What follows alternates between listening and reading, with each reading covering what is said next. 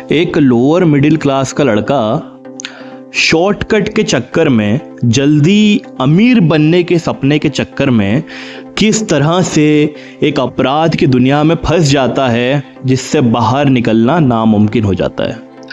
आज ऐसी ही कुछ कहानी मैं आपके सामने लेकर आया हूँ। नमस्कार दोस्तों, आज मैं आपको कहानी बताता हूँ एक ऐसे लड़के की जिसने पहले तो क्राइम की दुनिया से अंधाधुन पैसा कमाया।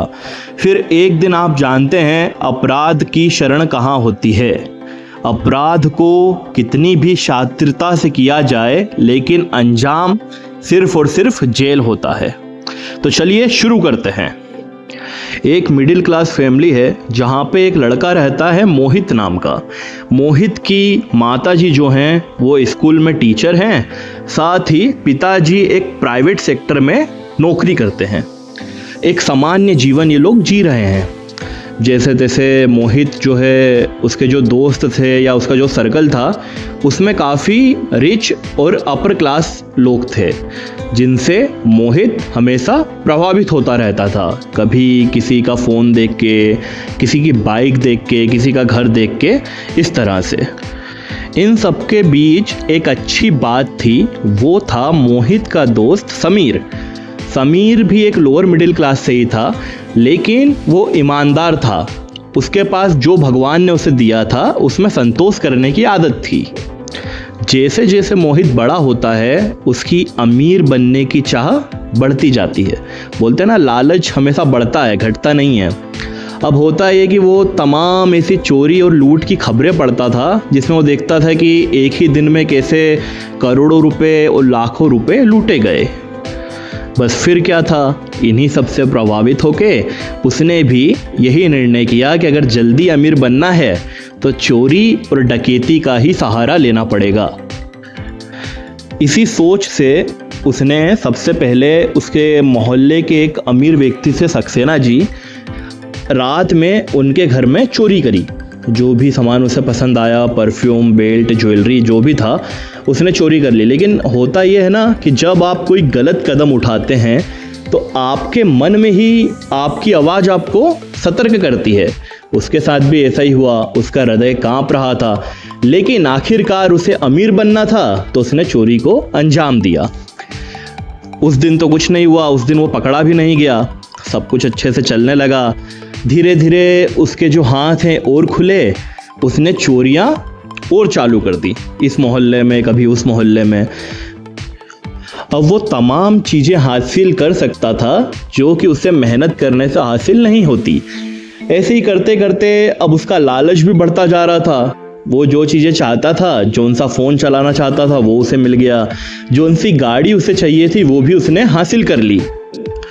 उसके माँ बाप कई बार उससे पूछते थे, आखिर आप क्या करते हैं, इतना पैसा कहाँ से आ रहा है, लेकिन वो कोई ना कोई झूठ मूठ कहानी उन्हें बता देता था।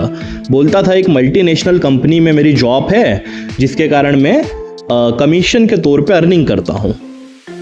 ऐसे ही एक रात मोहित चोरी करने के इरादे से एक नगर में जाता है।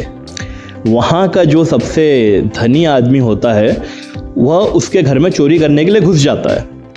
अब हालांकि बड़ा घर था तो सिक्योरिटी भी ज़्यादा थी। वहाँ पे सीसीटीवी थे, गार्ड्स थे। हालांकि गार्ड तो इसे नहीं पकड़ पाए तो ये अंदर प्रवेश कर गया। जब इसने जैसे ही किसी एक महंगी चीज़ को उठाने का प्रयास किया, वैसे ही वहाँ अलार्म बजने लगा। अलार्म बजने से ये हुआ कि जो वहाँ का सेठ था उसकी नींद खुल गई। उसने पुलिस को कॉल किया और मोहित उस रात को पकड़ा गया और इसे थाने ले जाया गया। इसके खिलाफ कई सारे सबूत पुलिस के पास मौजूद थे। अब इसकी जो ज़िंदगी है वो नर्क से भी बदतर हो गई। इसके दोस्त ने, समीर ने और इसके घर वालों ने इसे कई बार समझाया। अब ये दिन रात जो भी इसे सज़ा मिली थी, दिन भर रात भर केवल जेल में रोता रहता था। जैसे तैसे दिन बीतते गए, इनकी सज़ा पूरी हुई। बाहर आने के बाद यह पूरी तरह से बदल चुका था। इसने अपने दोस्त समीर को साथ लिया और उसके साथ एक छोटा सा व्यापार शुरू किया।